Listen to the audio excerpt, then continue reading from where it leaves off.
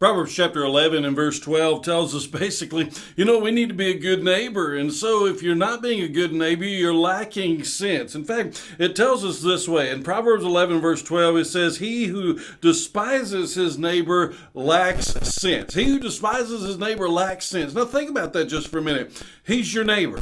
You have to live by your neighbor. You can't just pick up and move because you're not getting along with your neighbor. And when you're the one that is at fault with not getting along with your neighbor and despising your neighbor and causing trouble with your neighbor, what you're really doing is you're causing trouble to yourself. As you're causing trouble to yourself, you're causing trouble to your family. You're causing trouble with everyone around you. He who despises his neighbor lacks sense. Now, the ESV says it this way. It makes it a little bit more clear. It says, he who belittles his neighbor is lacking in sense. And so when the one who belittles his neighbor, see that's a little bit different right there. He is putting down on his neighbor. He is casting insults at his neighbor. And so furthermore, he is doing this in a way that is making that relationship between him and his neighbor very, very difficult. And so it really doesn't make any sense when you begin to think about that. In fact, the next verse tells us in verse 13, it says, he who goes about as a talebearer reveals secrets. And so apparently that's what the neighbor is doing. He's going about as a talebearer. He's going about as a gossip.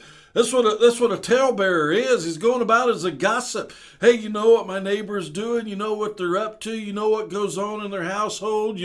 I can see through those curtains and I can see what's going on in that home. And I can see the way the husband treats his wife. I can see the way the wife treats those children. I see all of these things taking place. And you're out there as a busybody, a talebearer, a gossip. And the Bible strongly forbids gossip. The Bible warns us about gossip and the dangers of gossip, and we don't need to participate in gossip in any way, shape, or form. Going out there, you say, well, it's true. It doesn't matter if it's true. You don't need to go out there in the world as a busybody, getting in everybody's business and telling the rest of the world everybody's business. Again, it says right there, verse 13, he who goes about as a talebearer reveals secrets.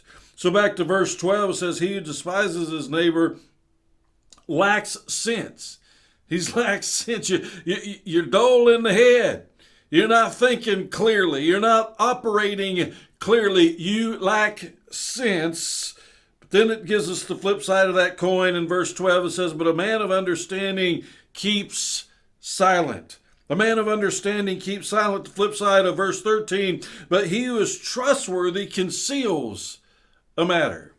So a man of understanding, he keeps silent. A man who is trustworthy seals a matter. He's not going about as a busybody. He's not going about as a gossiper. She's not going about as a busybody or a gossip, telling everybody in the world what's going on at your neighbor's house because it's not your business. And if that's what you're doing, you're lacking sense. Instead, we need to be trustworthy. We need to be men of wisdom. We need to be women of wisdom. We need to be the one who is of understanding, even if we see a matter going on.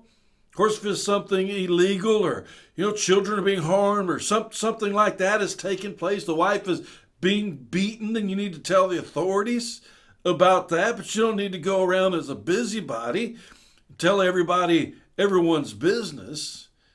And if you just absolutely have to tell somebody, it just bothers you so bad that you have to tell someone, why don't you bring it before the Lord in prayer?